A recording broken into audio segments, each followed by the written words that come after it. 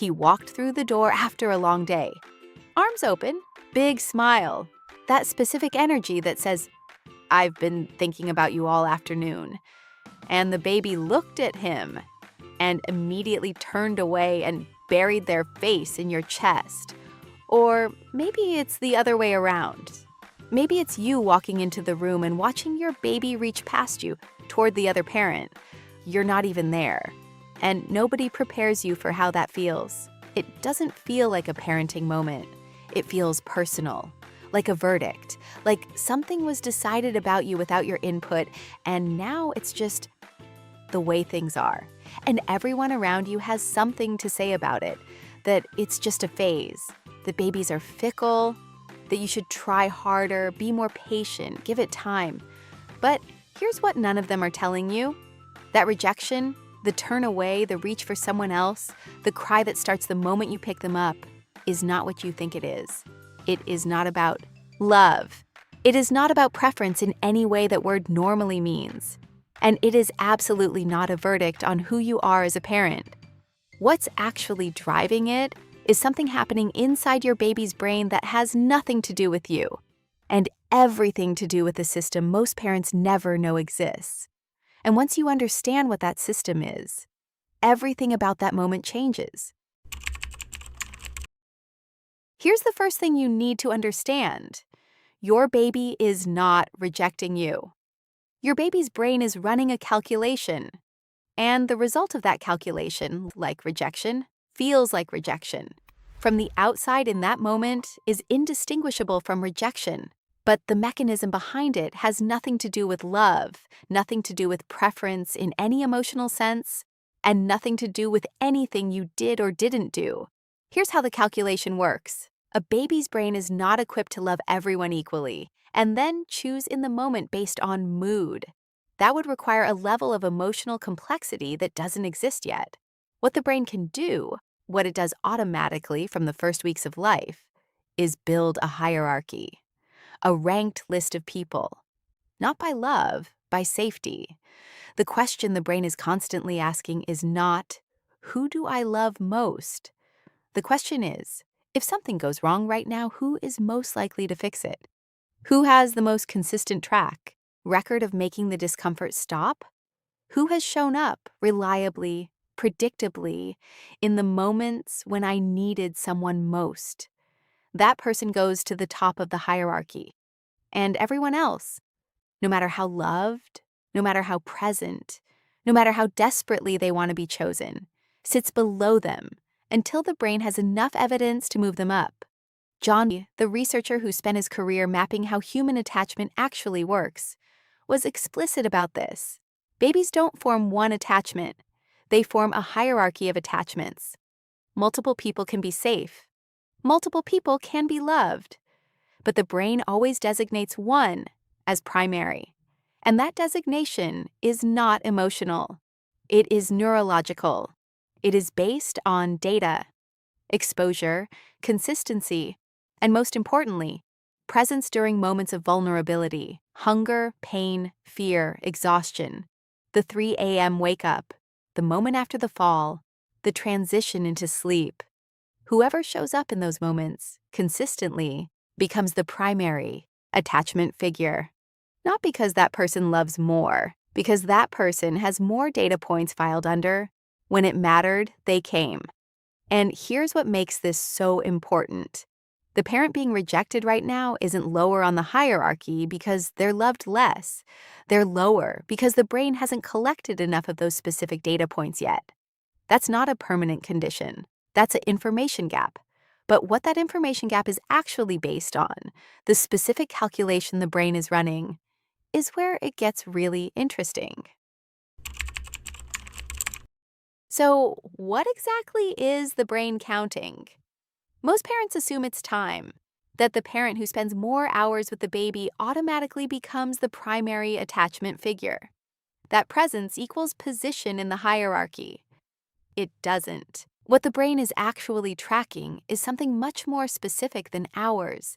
It's tracking moments, a particular category of moments that developmental researchers call windows of vulnerability. Hunger, pain, fear, illness. The transition into sleep, the wake up in the dark, the moment after something frightening, the times when the nervous system is most dysregulated and most desperately needs someone to regulate it. Those moments are weighted differently than all other moments combined. A parent who spends 8 hours a day playing with their baby, laughing, engaging, fully present, but who hands the baby to the other parent the moment the crying starts, the moment the fever spikes, the moment the 3 a.m. wake-up happens? That parent is accumulating thousands of positive interactions and still falling behind in the hierarchy because the brain isn't counting positive interactions, it's counting rescues. Who came when it was hard? Who stayed when I was inconsolable? Who was there at 3 a.m. when the world felt like it was ending and I had no way to fix it myself? That's the ledger the brain is keeping. And here's the part that stops most parents cold. It's not about who loves more. A parent can be completely devoted, deeply loving, genuinely present, and still score low on that ledger. Not because of anything they feel, because of the specific moments they were or weren't there for. Researchers studying attachment hierarchy formation found that the transition into sleep is one of the highest weighted vulnerability windows of all. The moment a baby moves from wakefulness into sleep is neurologically one of the most vulnerable transitions they experience. The nervous system has to let go of vigilance entirely and trust that the environment is safe enough to become unconscious in. Whoever is present for that transition, consistently night after night, gets a disproportionate amount of credit in the hierarchy, which means something uncomfortable. The parent who does bedtime every night is building attachment capital at a rate that no amount of daytime play can fully match. And the parent who isn't there for bedtime, for whatever reason, work, schedule, circumstance, is falling behind on the most heavily weighted metric the brain tracks, not because they're doing something wrong. Because the brain doesn't care about reasons. It only counts what happened. But here's where it gets really interesting. Because the parent who is behind in that hierarchy, the one being rejected right now, has something the preferred parent doesn't have. And it's not what you'd expect. Stay with me here, because this is the part nobody talks about. The parent being rejected right now is in pain. That's real. That feeling of watching your baby turn away from you and towards someone else, of being the wrong answer to a question you desperately want to answer correctly, is one of the most quietly devastating experiences in early parenthood. But there is something happening in that position that the preferred parent doesn't have access to. A clean slate. The preferred parent is already associated with something specific in the baby's brain: safety, regulation, the resolution of distress. That association is powerful. It's the foundation of secure attachment, but it also creates an expectation. The baby goes to that parent when something is wrong, when they're scared, when they need to be fixed. The rejected parent has no such association yet, which means they get to build one from scratch. And they get to choose what that association is. Researchers studying attachment formation found that the fastest path to moving up the hierarchy is not replicating what the primary caregiver does. It's not trying to become the source of regulation and safety. The position is already taken, and the brain resists the substitution. The fastest path is becoming associated with something the primary caregiver isn't: novelty, movement, play, excitement. The kind of interaction that doesn't ask anything of the baby emotionally, that just offers something interesting, something fun, something that makes the world feel bigger rather than safer. Think about what that looks like in practice. Not picking up a crying baby and trying to soothe them the way the other parent does. Not competing for the same emotional real estate. Instead, getting on the floor, making a ridiculous sound, introducing something unexpected, being the parent who makes things happen rather than the parent who makes things better. Because the brain doesn't just have one slot for attachment, it has a hierarchy, and that hierarchy has room for more than one kind of safe. The primary caregiver becomes the harbor, the place you return to when the storm hits. The secondary caregiver can become the horizon, the thing that makes you want to venture out in the first place. Both are necessary. Both are powerful, and research consistently shows that children with two strong attachment figures, even when those figures occupy different positions in the hierarchy, while show better emotional regulation, greater cognitive flexibility, and more confident exploration of the world than children with only one. The rejected parent isn't starting from zero. They're starting from a position with more creative freedom than the preferred parent has ever had. But here's the part that nobody tells the preferred parent.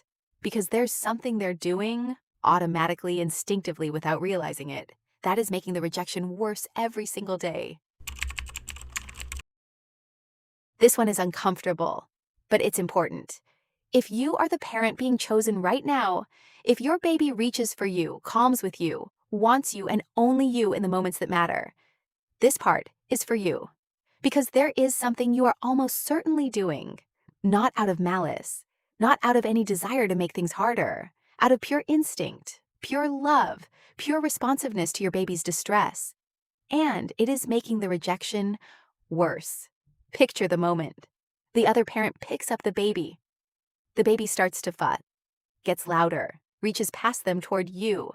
And within seconds, because you can't stand watching it, because your baby is clearly distressed, because every instinct you have is screaming, fix this, you step in, you take the baby, the crying stops, everyone relaxes, and the baby's brain just received the most important piece of information it could possibly receive about the parent who was just holding them. They couldn't do it. When it mattered, they weren't enough. The real source of safety had to come in and fix what they couldn't. You didn't mean to send that message, but the brain doesn't record intentions. It records outcomes, and every time that sequence happens, other parent tries, baby fusses, you rescue. The hierarchy gap widens. Not slightly, significantly, because you just gave the brain another data point, confirming exactly what it already believed. Researchers studying caregiver dynamics and attachment formation call this the rescue effect. And what makes it so difficult to address is that it feels like the right thing to do in the moment. Your baby is distressed. You can stop the distress. Why wouldn't you? Because every time you do, you are making it harder for your baby to ever trust that the other parent is enough. The discomfort your baby shows when being held by the other parent is not a sign that something is wrong. It is the process. The friction of building a new association in a brain that hasn't filed enough data points yet. It is supposed to feel uncomfortable for the baby, for the parent being rejected, and yes, for you watching it happen. That discomfort is not an emergency. It is an opportunity. And the single most powerful thing the preferred parent can do, more than any technique, any advice, any structured approach, is stay out of the way long enough for that opportunity to become something. Not passive absence, active space, leaving the room, explicitly directing the baby toward the other parent, saying out loud, go to daddy, go to mama, and meaning it, trusting that the discomfort in that moment is building something that comfort would have prevented. Nobody tells preferred parents this, because it goes against every instinct you have. But the instinct that makes you the safe harbor is the same instinct that, left unchecked, keeps the other parent from ever becoming one. And now, after everything, the question the rejected parent has been waiting for. Since the first second of this video, what do I actually do? If you're the parent being rejected right now, this is for you. Everything we've covered has been building to this moment. The hierarchy, the vulnerability windows, the rescue effect, the clean slate. Now here's what you actually do with it. The first thing, and this is the hardest one, is to stop trying to win the moments you're losing. When your baby cries for the other parent, when they reach past you, when they make it clear in the most unambiguous way possible that you are not who they want right now, stop competing for that moment. You will not win it. And every failed attempt is another data point filed under. They tried and it didn't work. Stop chasing the hard moments. Start owning the easy ones. Get on the floor during the calm times, before hunger hits, before tiredness sets in, before anything is wrong. Find your baby in a neutral state, content, curious, open, and just be there. No agenda, no pressure for them to respond a certain way, no performance of connection, just presence. Consistent, low stakes, unpressured presence. Because here's what the brain does with that. It starts building a different kind of file. Not, this person fixes things, but this person is here. This person is predictable. This person shows up when nothing is wrong, which means they'll probably show up when something is. That file builds slowly. It doesn't happen in one afternoon or 1 week, but it builds. Then, introduce novelty, movement, sound, texture, things the primary caregiver doesn't typically do. Not because you're trying to compete, but because you're carving out your own territory in that hierarchy. Becoming associated with a specific kind of experience that only you provide. Be the parent who does the thing nobody else does. The walk at a different time of day. The specific game that exists only between the two of you. The sound that makes them laugh in a way they don't laugh for anyone else. That specificity is attachment being built in real time. And here is the part that research is most clear about. Don't disappear when it gets hard. The instinct, when your baby is fussing, when they're reaching past you, when holding them feels like holding something that actively doesn't want to be held, is to hand them back, to protect yourself from the rejection, to wait until things are easier. Don't. Not because you should force connection that isn't there, but because staying, being present through the discomfort without escalating it, without forcing it, without making it mean something about you, is the most significant data point you can file. You stayed, even when it was hard, even when they didn't want you there. And the brain that is keeping score of every moment, the brain that is deciding who is safe and who isn't, who can be trusted and who can't, that brain notices. It always notices.